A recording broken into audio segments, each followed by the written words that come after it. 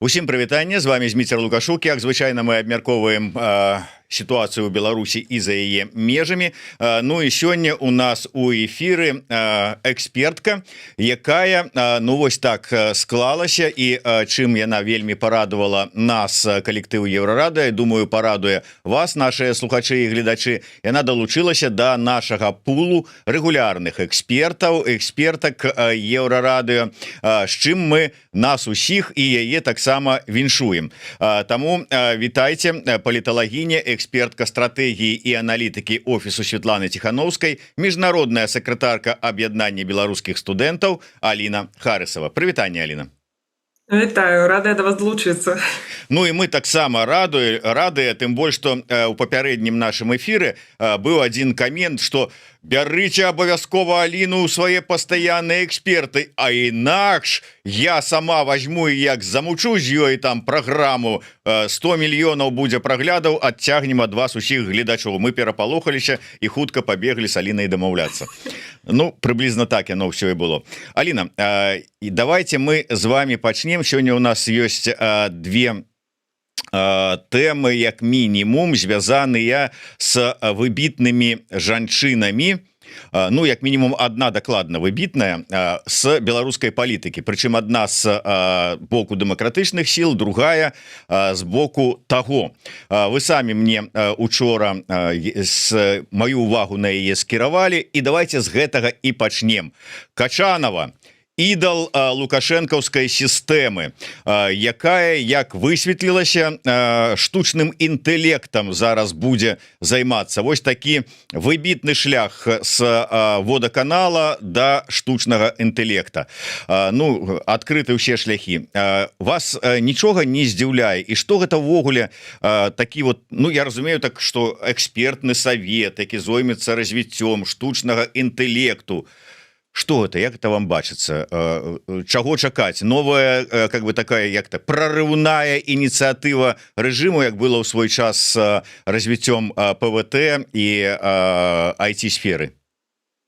У меня тут адразу вельмі шмат пытанняў узнікае, тому што, па-першае, конечно, не хочацца займацца нейкім эйджызмам, але ўзрост чалавека, ну, узнікаюць пытанні. Які да гэтага ўзросту быў досвед займання нейкімі тэхналогіямі, штучным інтэлектам і так далей, і відавочна, што яго няма. Па-другое, хто яе назначыў, і па-трэцяе, ці звязаныя гэтыя людзі хоць як з тэхналогіямі, з тым, каб ці разумеюць яны ўвогуле, што такое штучны інтэлект і як ён працуе. І, ну, відавочны адказ на гэта, што не, яны не разумеюць, але штучны інтэлект зараз, ну, па-першае, такая пасада, яна будзе вельмі такой прэстыжнай у Беларусі, таму што штучны інтэлект, ён на слуху, усе пра гэта ведаюць, але, па-другое, гэта таксама такі інструмент кантролю у Беларусі. У Расіі вельмі добра ім ужо валодаюць такім інструментам кантролю, і на Беларусь гэта таксама распаўсюджваецца, але ці будзе займацца Качанова сапраўды нейкім развіццём штучнага інтэлекту, ну, я просто не ўяўляю, як гэта будзе адбывацца. Яна будзе сядзець, пісаць код ці што, ці будзе сустракацца з праграмістамі, якія паз'язджалі з Беларусі. Магчыма, яна будзе прадстаўляць недзе ў Расіі, дзе яны там будуць сустракацца і абгаворваць, як менавіта можна выкарыстоўваць штучны інтэлект для там кантролю, як збіраць дадзеныя ад людзей, але ці разумее яна сапраўды, як ён працуе? Не. Таму для мяне гэта такая проста як пасада, ну, у тым ліку для проста адмыцця грошай, ну і ўсё. Ну, калі паглядзець, ну, там, праўда, спіс я не бачу, але тым не менш Качанова ўзначаліла экспертны савет, а у яго ўваходзяць члены і чаліны, спадзяюся, Савета Рэспублікі, дэпутаты Палаты прадстаўнікоў, навукоўцы Нацыянальнай акадэміі навук, ну і гэтак далей. Ўсё ж такі, я так разумею, іх, ну, Качанавай там і дэпутатаў функцыя кіраваць, ну, как бы так вот, каб не правільнай дарогай ішлі таварышы, а, ну, там, можа быць, навукоўцы з акадэміі навук нешта ж ужо больш-менш разумеюць. Ці чальцы гэтай экспертнай групы сапраўды разумеюць, што такое штучны інтэлект. Гэта такія ж самыя чыноўнікі, якія не рабілі ніводнага штучнага інтэлекту, якія не стваралі, не ведаюць, што такое праграмаванне і так далей. Як можна кантраляваць развіццё штучнага інтэлекту? кантраляваць, які штучны інтэлект ёсць, прысутнічае на тэрыторыі Рэспублікі Беларусь, так магчыма, таму што там з боку чата GPT, напрыклад, забаронена, каб беларусы выкарыстоўвалі гэты штучны інтэлект на тэрыторыі Беларусі. То бок з VPN-ам яшчэ можна яго выкарыставаць, але на тэрыторыі Беларусі нельга. Вось яны могуць кантраляваць так з боку беларускай дзяржавы, то бок забараняць нейкі штучны інтэлект на сваёй тэрыторыі ці наадварот, рабіць там адкрываць шляхі для распаўсюджвання нейкага штучнага інтэлекту там з Кітаю, з Расіі больш зручным на тэрыторыі Беларусі. Так, але гэта бюрократычная праца, якая не звязаная з развіццём самой тэхналогіі наўпрамак. Вось. І таму што яны могуць рабіць для развіцця штучнага інтэлекту? Гэта па сутнасці, для мяне гэта вельмі падобная навіна на тое, як у Расіі зараз такую ініцыятыву распрацавалі для школьнікаў, падаецца, што яны хочуць рабіць апытанкі, наколькі чалавек благонадежный, наколькі моладзь благонадежная. Вось, там ёсць розныя ступені, і там задаюцца пытанні, яны павінны адказваць на гэтыя пытанні, і пасля вось там у іх там прыладзе, якая прымусова будзе ўсталёўвацца, яны будуць даваць статус для гэтай моладзі, ці яны, а там ідэалагічныя цалкам пытанні. Але гэта тое, што, па сутнасці, моладзь можа адказаць так, як яна як яны думаюць, што ім патрэбна адказаць. Як гэта заўсёды існуе ў такіх ідэалогіях, што там як у Савецкім Саюзе было, што нават тыя, хто былі там супраць улады, яны пры патрэбе проста казалі, што патрэбна казаць. І вось тут тое ж самае, што нельга кантраляваць з боку беларускія чыноўнікі не могуць кантраляваць развіццё штучнага інтэлекту, таму што яно развіваецца само па сабе. Яны могуць кантраляваць толькі ці прысутнасць аднаго штучнага інтэлекту на тэрыторыі Беларусі, ці яго забарону. Але тыя людзі, якія туды ўваходзяць, там няма ніводнага праграміста. І яшчэ праблема ў тым, што праграмісты як такавыя, яны з'язджаюць. Ці яны з'язджаюць у там краіны Еўропы ці ў Амерыку, яны ствараюць свае там нейкія стартапы, але яны гэта робяць ці не на тэрыторыі Беларусі, ці калі яны былі створаныя на тэрыторыі Беларусі, яны перарэгістроўваюць і таксама з'язджаюць. І вось гэты праграмісцкі тэхналагічны бок, ён вельмі задушваецца ў Беларусі. То бок калісьці ж гэта была асноўны пул падтрымкі Цапкалы, якія тады у нас Цапкала, ён заангажаваў вельмі вялікую частку грамадства менавіта з боку праграмістаў, таму што вось у яго быў такі імідж, які даваў ім вольна дыхаць, чалавек, які даў ім вольна дыхаць на тэрыторыі Беларусі. І пасля гэтага, пасля таго, як яны зразумелі, як улады зразумелі, што праграмісты з-за таго, што яны маюць добрыя заробкі, з-за таго, што яны працуюць на нейкія міжнародныя кампаніі, яны сябе занадта вольна адчуваюць. І яны пачалі іх душыць. То бок у Беларусі амаль што не засталося як мазгавога патэнцыяла, таму што проста адбыўся вось гэты brain-drain, калі людзі, якія займаюцца такімі тэхналогіямі, яны з'ехалі. І засталіся проста пенсіянеры, якія вось пры Лукашэнку спрабуюць прыдушыць нават штучны інтэлект, яго кантраляваць, калі гэта тэхналогія, якая не павінна кантралявацца, яна павінна развівацца за кошт таго, што яна ўжывае ўсю інфармацыю на інтэрнэт-прасторы. А яны хочуць неяк паўплываць нават на штучны інтэлект і кантраляваць такую тэхналогію, якая ніяк не звязаная з кантролем. Вось, дарэчы, пра кантролі у тым ліку. Вы мне напісалі пра тое, што вы звярнулі ўвагу, як Яндекс і Аліса лезуць у беларускія дамы. Што маецца на ўвазе? Аліса, ладно, я яшчэ разумею вот это вот, а Яндекс? А ў Яндекса ёсць свой штучны інтэлект. І зразумела, што ёсць розныя штучныя інтэлекты, якія там самыя папулярныя, якія нейкія нішавыя, ёсць там Gemini ад Гугла, ёсць у нас ChatGPT, які всім вядомы, і таксама ёсць у Яндекса свае штучныя інтэлекты, я забыла, як ён называецца, але там у Сбера ёсць таксама. І у залежнасці ад таго, хто валодае гэтымі штучнымі інтэлектамі, ёсць свая пэўная цэнзура ў гэтых штучных у гэтых інструментах са штучным інтэлектам. І праблема ў тым, што, напрыклад, тыя штучныя інтэлекты, якія існуюць там на захадзе, гэта вось Gemini, ChatGPT і так далей, гэта тое, што належыць нейкім кампаніям. Але Яндекс і вось там ад Сбера іх штучны інтэлект, яны кантралююцца дзяржавай. І таму цэнзура ідзе з боку дзяржавы. І калі там запытаць, я не ведаю, Яндекса, што адбывалася там у 2020 годзе, ён адкажа зусім не так, як адкажа ChatGPT. І там адбываецца такое прямое перапісванне гісторыі. Калі табе не адказваецца на нейкія пытанні. Калі запытваюцца там у Алісы, гэта такі жа штучны інтэлект, проста табе яшчэ і голасам адказваюць. І яна проста кажа, я не ведаю. У мяне няма такой інфармацыі. І таму гэта вельмі моцна ўплывае ідэалагічна менавіта на людзей. Ідзе ідэалагічная прамылка. Яны не ўключаюць музыку, якую іх запытваюць людзі, і калі гэта музыка звязаная неяк з экстрэмісцкімі выканаўцамі. І праблема ў тым, што, напрыклад, вось такія разумныя хатнія нейкія прылады, вось па тыпу Алісы, якія мы тут можам набыць, якія там ад Apple, ад Google і гэтак далей, яны ў Беларусі іх амаль што нельга набыць. Калі можна, то ён будзе размаўляць з людзьмі хутчэй за ўсё там на ангельскай ці на нейкай іншай мове, але не на расейскай, не на беларускай. Але ёсць Аліса. Таксама ад Сбера, падаецца, ёсць такія вумныя калонкі.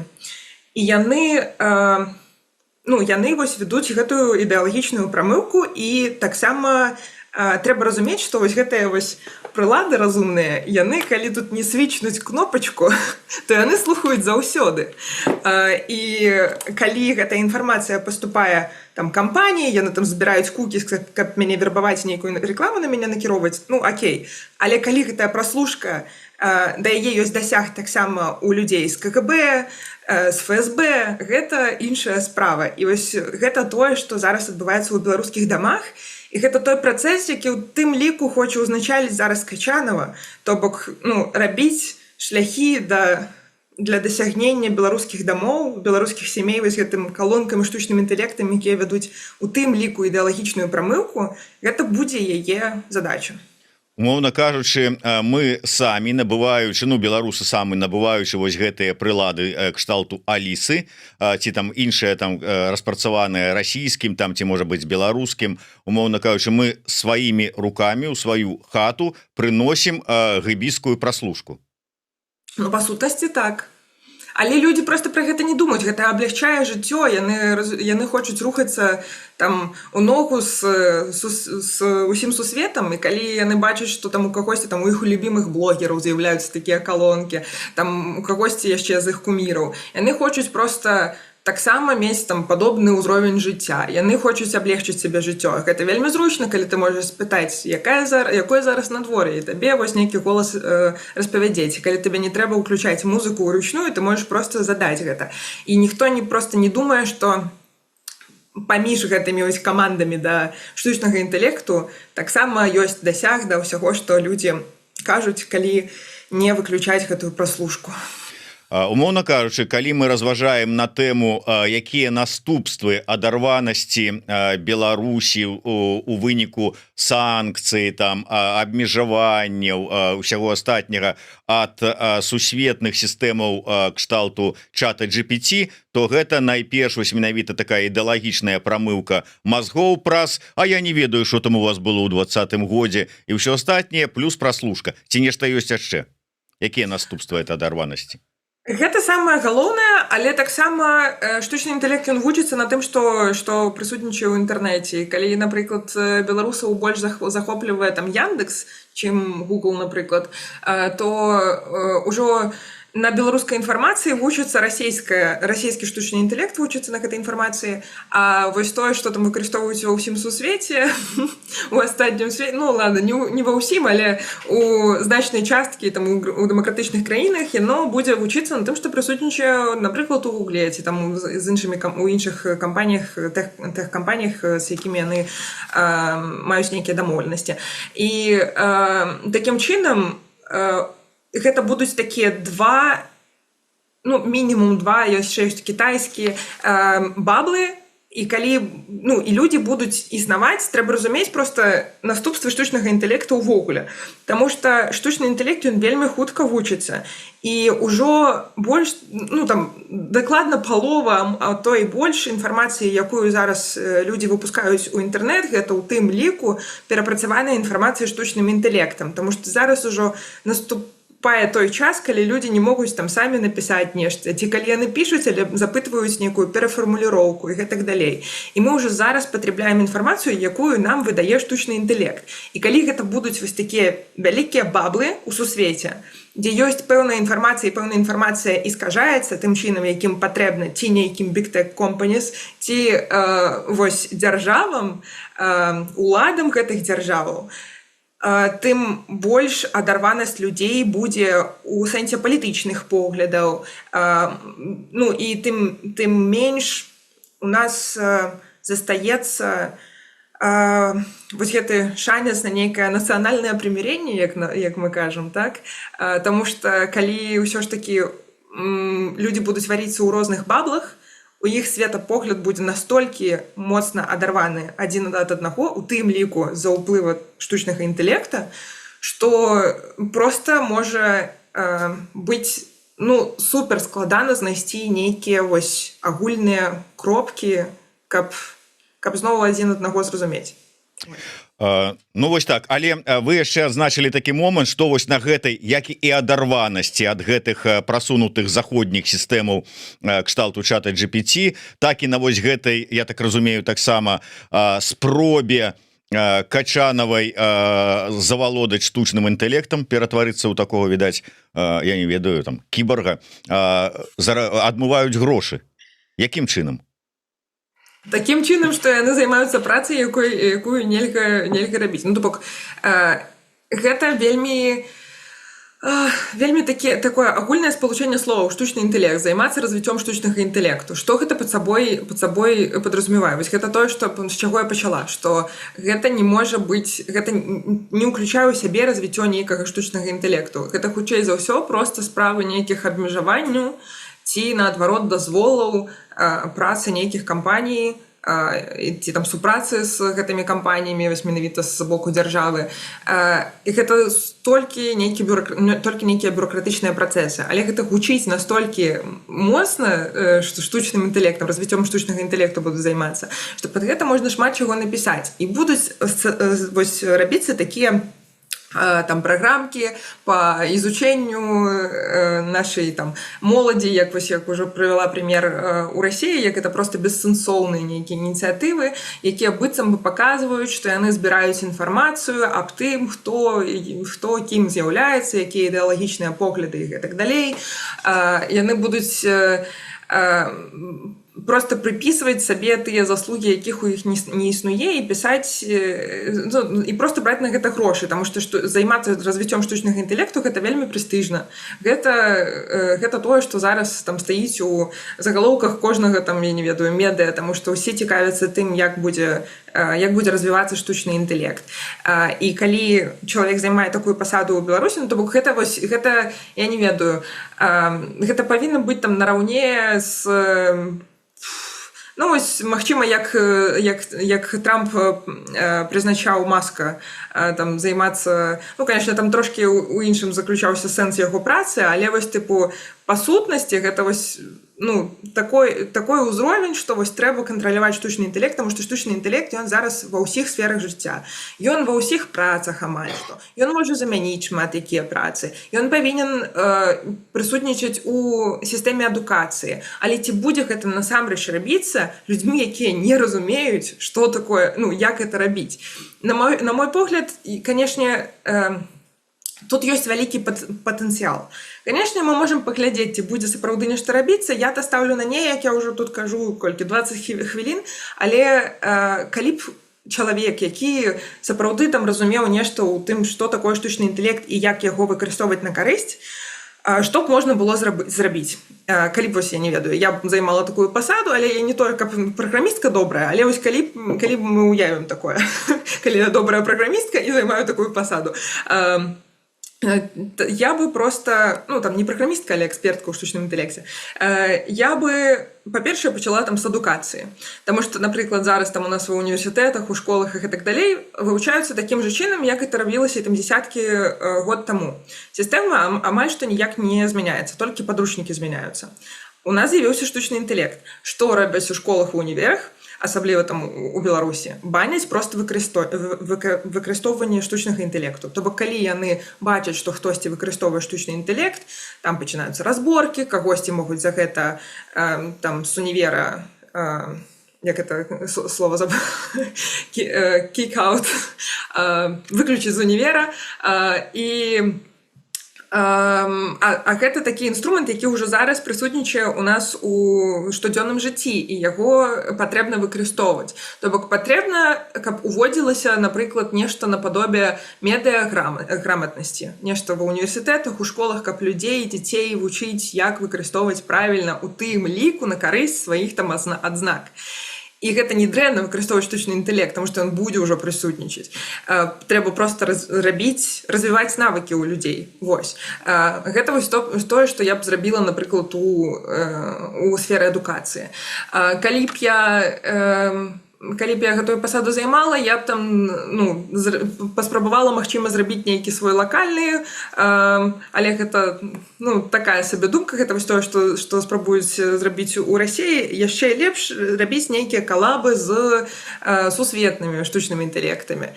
Рабіць нейкія класныя, я не ведаю, класны дасяг падпіскі на той же там ChatGPT і так далей для там студэнтаў. То бок проста, каб дзяржава сапраўды шмат там калабаў рабіла і давала дасяг да вось такіх інструментаў тым людзям, якім гэта патрэбна, каб яны не замыкаліся ў сваім бабле, але каб яны бачылі, як развіваецца гэта ўсё ў сусвеце і рабіліся лепшымі экспертамі па гэтым, то бок рабіць такія нейкія праграмы. Але гэта не будзе рабіцца, таму што гэта не на карысць проста беларускім уладам, і таму, як мне падаецца, гэта проста бессэнсоўная пасада, каб адмываць грошы. Вось. Добра, Аліна, давайте звернемся да вашага яшчэ аднаго фокуса працы. Гэта міжнародка, прычым з большым фокусам на ЗША і ЕС, як вы самі адзначылі. Гэта вот з аднаго боку, а з другого боку я ўсё ж таки да вас звярнуся як да эксперткі стратэгіі і аналітыкі офіса Святланы Ціхановскай.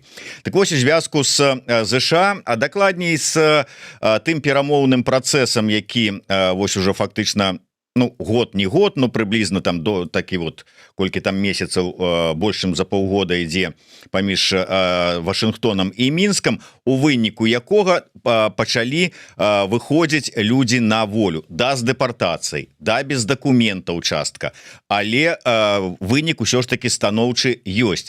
І пачалі гучаць словы з усіх бакоў там і ад тых, хто даўно ўжо выступае за перамовы з рэжымам, кшталту кааліцыі за вызваленне палітвязняў, што вот тут мы ж да гэтага заклікалі, да нас прыслухаліся, і офіс дзесьці така, і мы тут вот таксама вот заўсёды за гэта выступалі. На што офіс пачалі вінаваціць, ці казаць, малацы якія, як хутка проста ў паветры пераабуліся.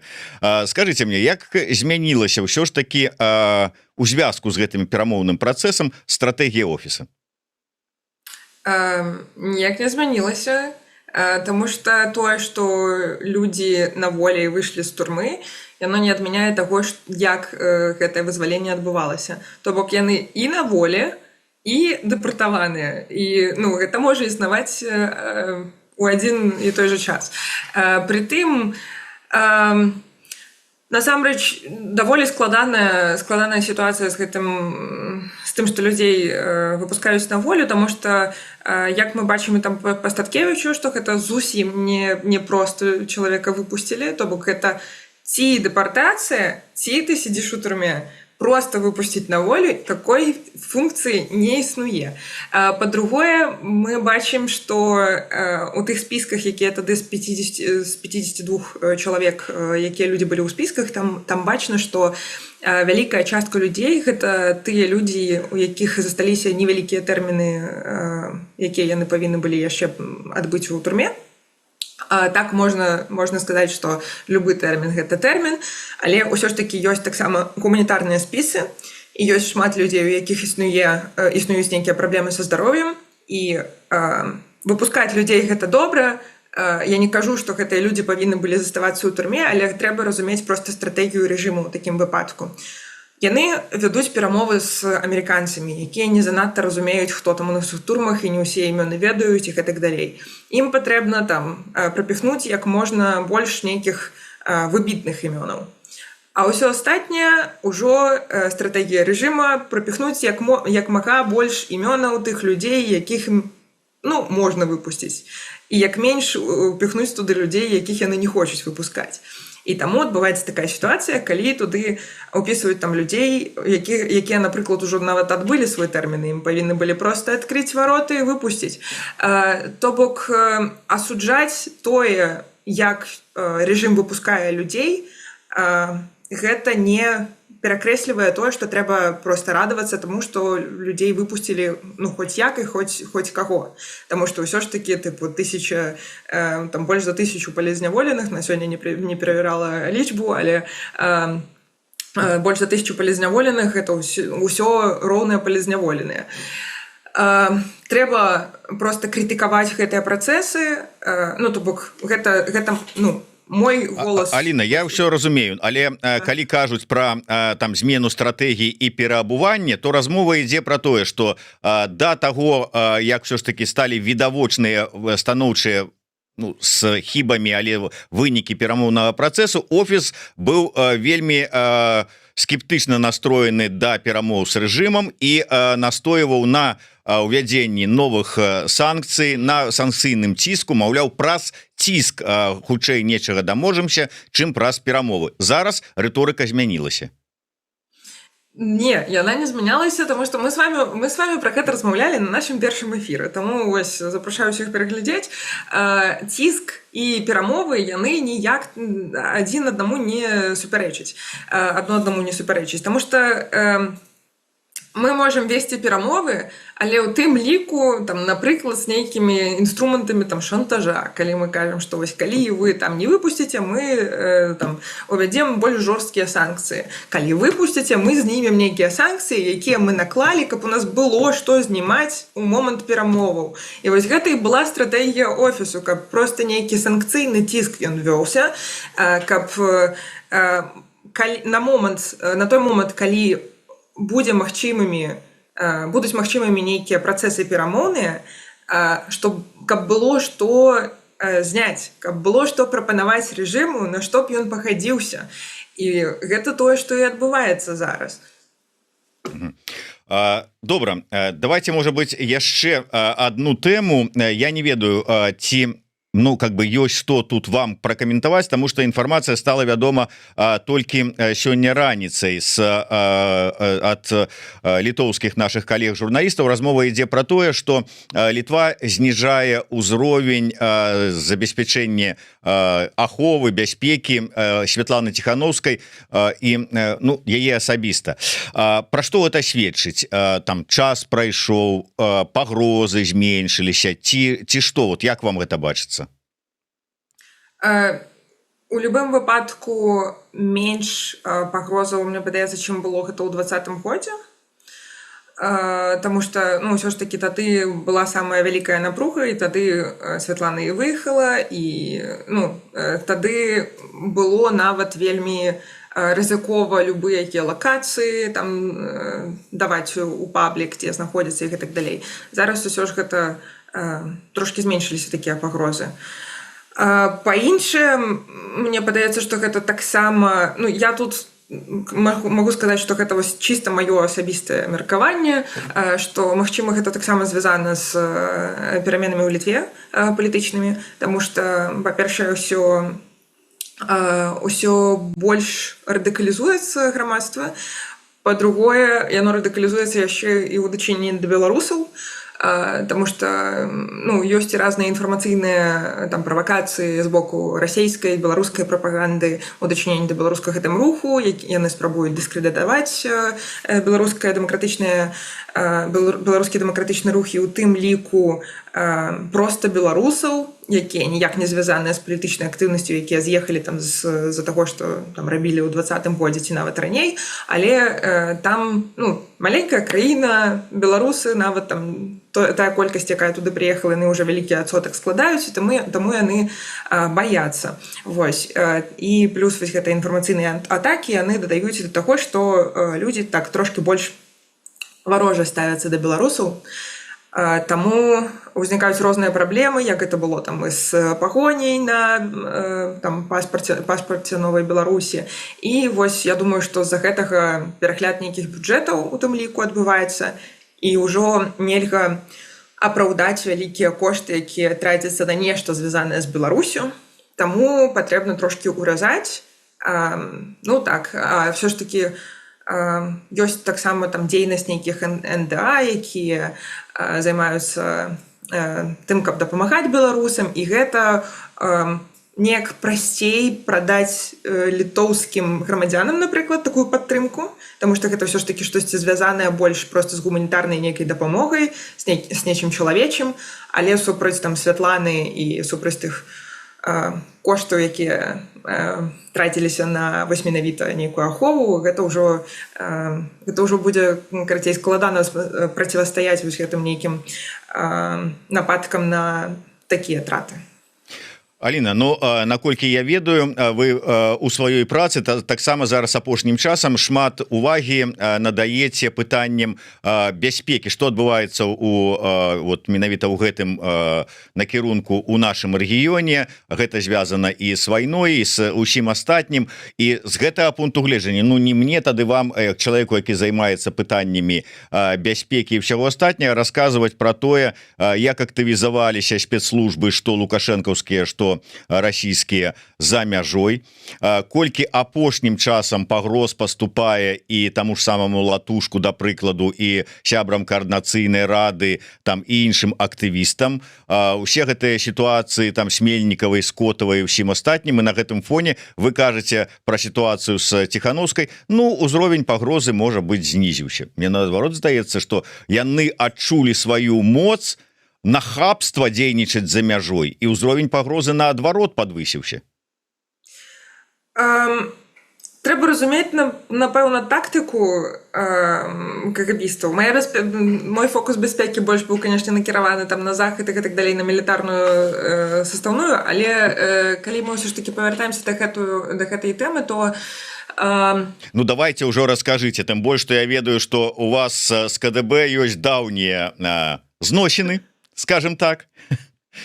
Зараз запішу з мяне ў агентуру. Была ж сітуацыя, калі там на вас выходзілі гэбісты. Яно і прадоўжваецца, гэта ўжо... Вось бачыце. То есть вы ведаеце ўжо, як яны працуюць, што яны хочуць, чаго яны імкнуцца дамагчыся. Мне падаецца проста, калі б я была на там пасадзе кагосьці там вось хто кіруе ўсімі КДБшнікамі. Я б просто подумала, што калі мы просто берем, мы вывозім, напрыклад, Святлану Ціханаўскую, ці там яе, я не ведаю, там забіваем, ці яшчэ нешта, там збіваем. Гэта не тое, каб занадта шмат нам нейкіх палітычных балаў прыносіць. Што можна зрабіць замест гэтага?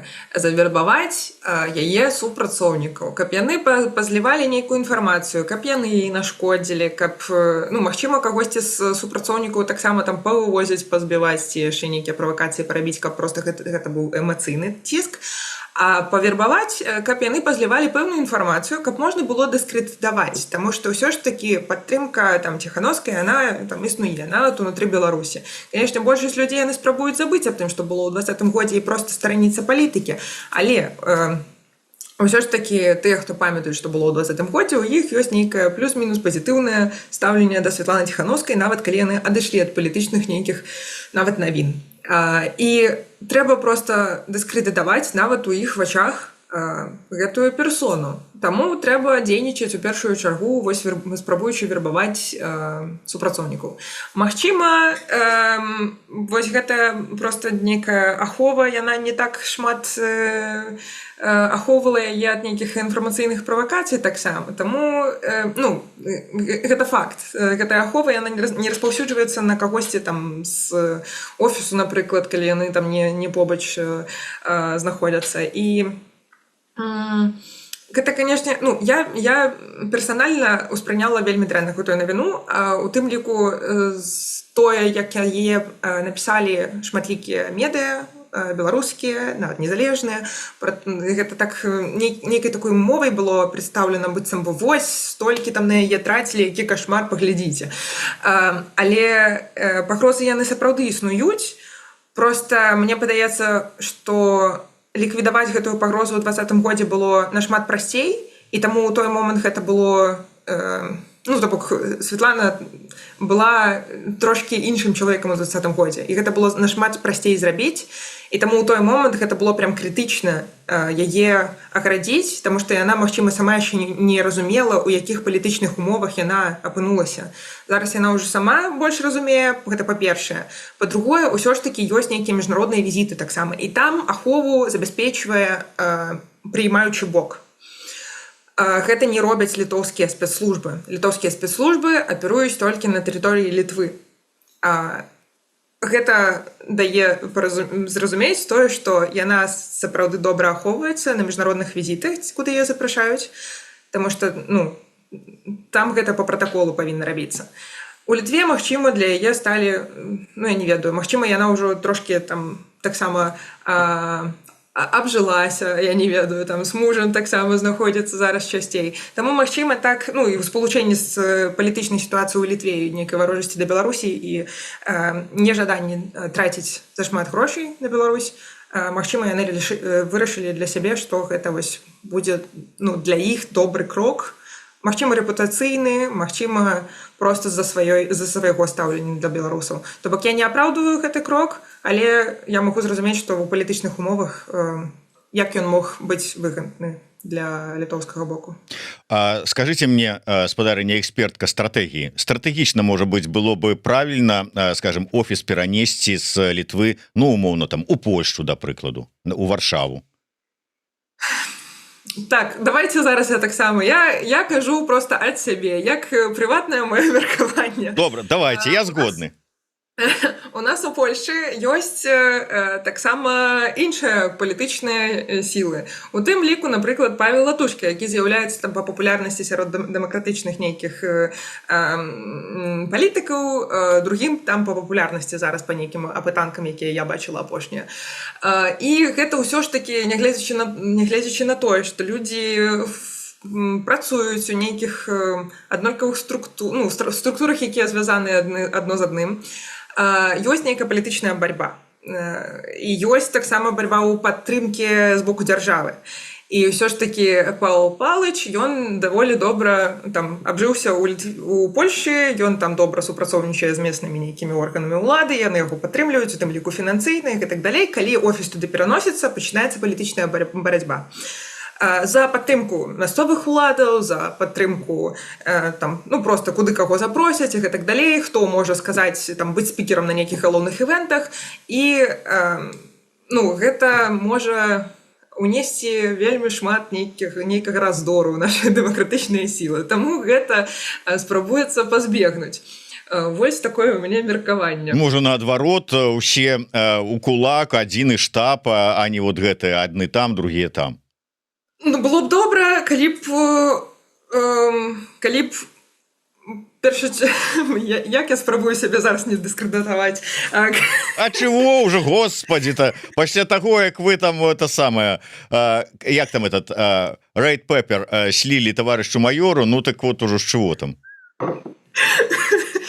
Ой, карацей, ёсць у беларускіх палітыкаў у некаторых вельмі вялікае раздутае эга таксама. Мы таксама пра гэта размаўлялі толькі ўжо не ў першым, у папярэднім нашым выпуску пра тое, што праблемай дэмакратычнага руху будзе менавіта тое, што у пэўны момант, калі адбудуцца нейкія пачнуць адбывацца нейкія перамены ў Беларусі зноўку, там праблемай можа стаць раздутае эха тых палітыкаў, якія вось з дэмакратычнага руху, які выехаў, якія не захочуць там перадаваць нейкую ўладу.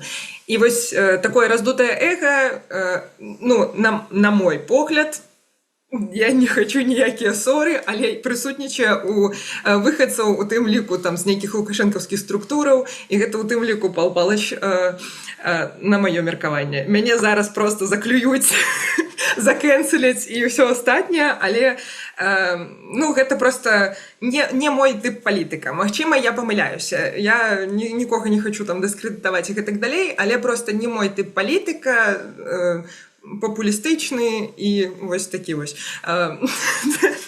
Вот, Аліна, вы прыйшлі просто на смену, занялі нішу, якую вызваліў на пэўны час Рыгор Астапеня, бо ён, калі пакуль быў сувядоўцам праграмы «Часікі цікаюць», ні адной праграмы не мог прапусціць, каб вот не там ушчыпнуць Пал Палыча латушку. Вот бачыце, оказывается, ёсць добрая замена.